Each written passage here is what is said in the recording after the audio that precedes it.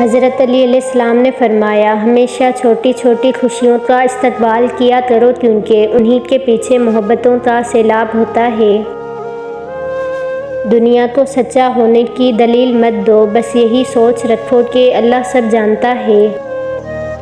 اللہ پاک ایسا وقت بہت جلد لائے گا جب تم اپنی آنکھوں سے اپنے لیے معجزے ہوتے دیکھو گے۔ قرآن کہتا ہے، اپنے دشمنوں کی چالوں سے پریشان نہ ہوا کر، بے شک تمہارا رب سب سے بہترین چال چلنے والا ہے۔ منافق کی 3 نشانیاں ہیں: بات کرے تو جھوٹ بولے، وعدہ خلافی کرے، امانت میں خیانت کرے۔ دنیا کو سچا ہونے کی دلیل مت دو، بس یہی سوچ رکھو کہ اللہ سب جانتا ہے۔ قیامت والے دن فرشتے اعلان کریں گے کہ نظریں جھکا لو، فاطمہ بنت محمد صلی اللہ علیہ وسلم گزرنے لگی ہیں۔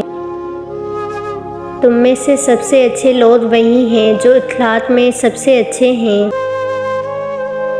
یاد رکھو، تم اللہ سے اپنی حیثیت کے مطابق مانگتے ہو، پر وہ تم کو اپنی شان کے مطابق نوازے گا۔ رب واقف ہے تمہارے دل کی تڑپ سے، وہ ضائع نہیں کرے گا دعائیں تمہاری، ذرا صبر کرو۔ اے خدا، ایسا نمازی بنا دے کہ نماز پڑھے بغیر گزارا نہ ہو۔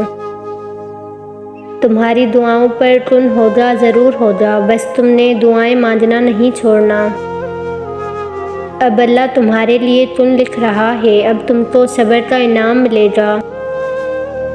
جب تمہارا دل کسی کے گلے لگ کے رونے کو چاہے تو قرآن کو گلے لگا لینا۔ ہر چیز کا وقت مقرر ہے، ورنہ دعا تو کبھی بھی رد نہیں ہوتی۔ عنقریب تمہارا رب تمہیں اتنا دے گا کہ تم راضی ہو جاؤ گے۔ تھکے ہوئے دلوں سے کہہ دو، اللہ دیکھ رہا ہے۔ دلوں کے حال تم سے بہتر تمہارا اللہ جانتا ہے۔ اور فجر کی نماز تو اللہ پاک سے وفا ہے۔